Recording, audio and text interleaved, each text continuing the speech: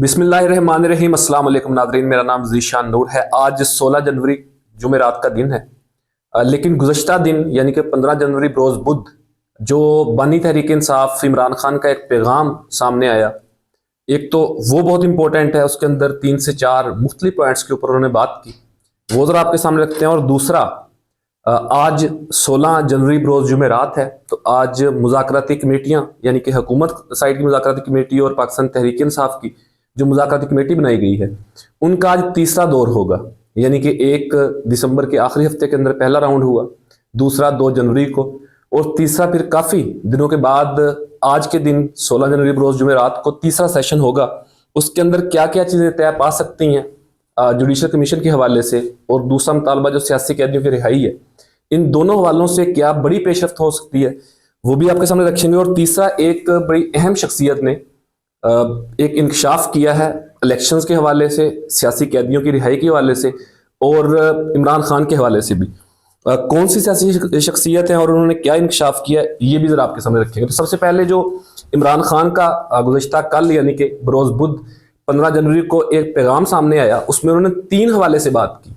एक तो उन्होंने साबिक चीफ जस्टिस काजी फायद ईसा को आड़े हाथों लिया, दूसरा उन्होंने एस्टेब्लिशमेंट के हवाले से बात की, और तीसरा जो इंतखाबात के अंदर मुबैना धांधली थी और उसको प्रोटेक्ट करने वाले और एग्जीक्यूटर जो थे उस अदारे के सरबराह जिसका काम ट्रांसपेरेंट इलेक्शन करवाना है, चीफ इलेक्शन कमिश्नर के हवाले से भी बड़ी अहम बातें उन्होंने की हैं। एक तो उन्होंने कहा कि जी 8 फरवरी के हवाले से, चूंकि गुज़श्ता साल 8 फरवरी 2024 को जनरल इलेक्शन हुए थे जिसके अंदर धांधली करके पाकिस्तान तहरीक इंसाफ को हराया गया, उनकी सीटें छीनी गई फॉर्म 47 के ऊपर। उस हवाले से उन्होंने कहा जी 8 फरवरी आने वाला है और इसके हवाले से मुल्क गिर एहतजाज होगा, और अपनी पार्टी को उन्होंने हिदायत दी है कि 8 फरवरी के हवाले से तैयारियां अभी से शुरू कर दें। दूसरा, चीफ जस्टिस काजी फायद ईसा जो साबिक सुप्रीम कोर्ट के चीफ जस्टिस हैं, उनके हवाले से उन्होंने कहा कि जी उन्होंने सुप्रीम कोर्ट का जो है वो बुरा हाल किया, आइन बिल्कुल खत्म हो गया, कानून बिल्कुल खत्म हो गया। उनके दौर के अंदर बुनियादी इंसानी हकूक की जो वायलेशन हुई उसका जो रिकॉर्ड कायम हुआ, उस हवाले से उन्होंने कहा कि जी उनकी वजह से अदलिया जो है वो बेवकूफ़ हो गई है, अदलिया का इख्तियार ही बाकी नहीं रहा। लेकिन हम सुप्रीम कोर्ट ऑफ पाकिस्तान से ये तवक्को करते हैं कि वो जमहूरियत के लिए और बुनियादी इंसानी हकूक को बहाल करेगी। इसके अलावा उन्होंने कहा जी बल्ले का निशान छीनने के हवाले से उन्होंने कहा कि जी काजी फायद ईसा ने बल्ले का निशान छीना और उसके बावजूद पीटीआई जीती इलेक्शन के अंदर। लेकिन आज चीफ जस्टिस काजी फायद ईसा जो है वो तारीख कब्रिस्तान में गुम हो चुके हैं। इसके अलावा उन्होंने हाई कोर्ट के हवाले से बात की, यानी कि इस्लामाबाद हाई कोर्ट के हवाले से, कि मुझे जिन जिन जजेस ने सजाएं दी उन्हें नवाजा जा रहा है और इस्लामाबाद हाई कोर्ट के अंदर उनकी तैनाती करने की कोशिश की जा रही है। और उन्होंने साथ ये भी कहा कि काजी फायद ईसा ने सुप्रीम कोर्ट में इंसाफ का कत्ल किया, जिसके बाद हमें अदलिया के ऊपर यकीन तो नहीं है, लेकिन तवक्को करते हैं कि जमहूरियत के लिए और इंसानी बुनियादी हकूकों के लिए अदलिया काम करेगी।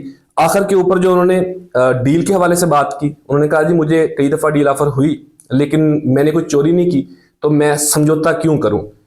ये पैगाम था इमरान खान का अपने 430वें कैद के दिन के ऊपर, 530वें कैद के दिन के ऊपर। आज 530 दिन मुकम्मल हो चुके हैं। इसके अलावा दूसरी जो आज मुज़ाकराती कमेटियों का तीसरा दौर होगा, तीसरा सेशन होगा, उसके अंदर मजीद बात आगे बढ़ाई जाएगी। अब देखते हैं कि जुडिशल कमीशन के हवाले से क्या पेशरफ्त होती है 9 मई और 26 नवंबर के हवाले से, और दूसरा सियासी कैदियों की रिहाई के हवाले से हुकूमत कितनी संजीदा है।